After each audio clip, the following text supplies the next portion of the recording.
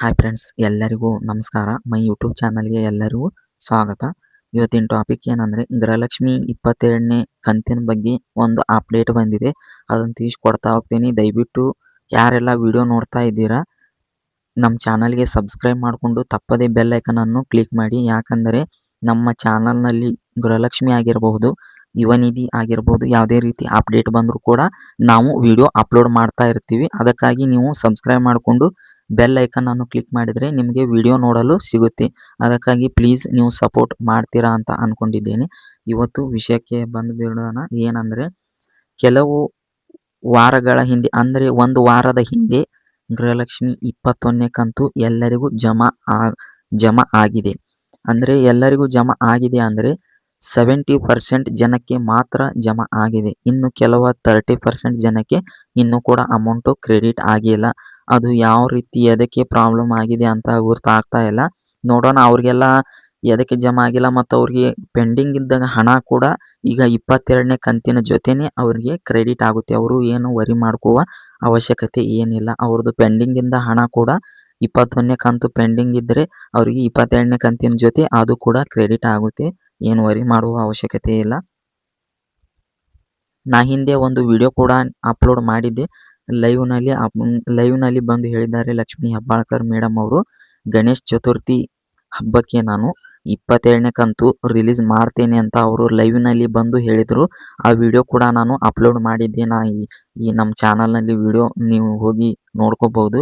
21ನೇ ಕಂತು ಯಾವಾಗ ರಿಲೀಸ್ ಮಾಡಿದರು ನೋಡು, ಅವತ್ತೇ ಅವರು ಲೈವ್ನಲ್ಲಿ ಹೇಳಿದರು 22ನೇ ಕಂತು ಕೂಡ ನಾನು ಗಣೇಶ್ ಚತುರ್ಥಿ ಹಬ್ಬಕ್ಕೆ ರಿಲೀಸ್ ಮಾಡ್ತೇನೆ ಅಂತ ಹೇಳಿದ್ದರು. ಅದೇ ರೀತಿ ಅವರು ಕೊಟ್ಟ ಮಾತ ಹಾಗೆ ಅವರು ಕೂಡ ಈಗ ರಿಲೀಸ್ ಮಾಡಿದ್ದಾರೆ 22ನೇ ಕಂತು.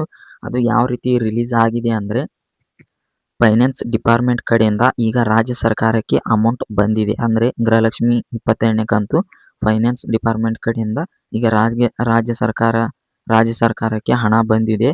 ಈಗ ರಿಲೀಸ್ ಮಾಡಿದ ಅಷ್ಟೇ ಬಾಕಿ. ರಿಲೀಸ್ ಅಂದರೆ ಡಿಸ್ಟಿಕ್ ಮುಖಾಂತರ, ನಿಮ್ಮ ತಾಲೂಕ್ ಪಂಚಾಯತಿ ಮುಖಾಂತರ ನಿಮಗೆ DBT ಮುಖಾಂತರ ನಿಮಗೆ ಅಮೌಂಟ್ ಜಮಾ ಆಗಲು ಶುರುವಾಗದ ಅಷ್ಟೇ ಬಾಕಿ ಇದೆ. ಯಾರೇನು ವರಿ ಮಾಡ್ಕೋ ಅವಶ್ಯಕತೆ ಇಲ್ಲ. ಇನ್ನು 2-3 ದಿನಗಳ ಒಳಗಾಗಿ ಎಲ್ಲರಿಗೂ 21ನೇ ಕಂತು ಯಾರಿಗೆಲ್ಲ ಇನ್ನೂ ಜಮಾ ಆಗಿಲ್ಲ ಅವರಿಗೆ 21 ಮತ್ತು 22ನೇ ಕಂತು ಕೂಡ 2 ಕಂತು 4,000 ರೂಪಾಯಿ ಅವ್ರ ಅಕೌಂಟಿಗೆ ಕ್ರೆಡಿಟ್ ಆಗುತ್ತೆ. ಯಾವುದೇ ರೀತಿ ಅನುಮಾನ ಇಲ್ಲ. ಈಗ ಅವರು ಹೇಳಿದ ಹಾಗೆ ಈಗ ಅಮೌಂಟು ಕೂಡ ರಿಲೀಸ್ ಆಗಿದೆ. ಇವತ್ತು ಅಥವಾ ನಾಳೆ ಎಲ್ಲರಿಗೂ ಜಮಾ ಆಗಲು ಶುರುವಾಗುತ್ತೆ.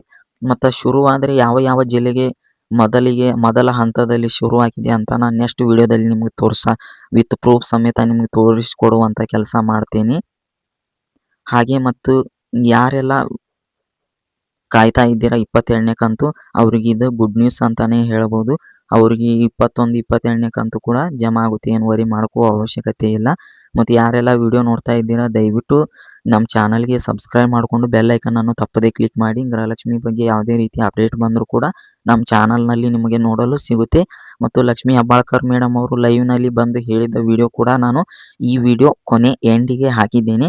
ಹೋಗಿ ನೋಡ್ಕೋರಿ, ಅಂದರೆ ನಿಮಗೆ ಕೂಡ ಅರ್ಥವಾಗುತ್ತೆ. ಎಲ್ಲರಿಗೂ ಧನ್ಯವಾದಗಳು. ಮತ್ತು ಮುಂದಿನ ವಿಡಿಯೋದಲ್ಲಿ ಸಿಗೋಣ. ಹಾಗೆ ಈ ವಿಡಿಯೋ ಇಷ್ಟ ಅಂದರೆ ದಯವಿಟ್ಟು ಒಂದು ಲೈಕ್ ಮಾಡಿ, ಹಾಗೆ ನಿಮ್ಮ ಫ್ರೆಂಡ್ಸಿಗೆ ಕೂಡ ಶೇರ್ ಮಾಡಿ. ಹಾಗೆ ತಪ್ಪದೇ ಸಬ್ಸ್ಕ್ರೈಬ್ ಮಾಡಿಕೊಂಡು ಬೆಲ್ ಐಕನನ್ನು ತಪ್ಪದೇ ಕ್ಲಿಕ್ ಮಾಡಿ.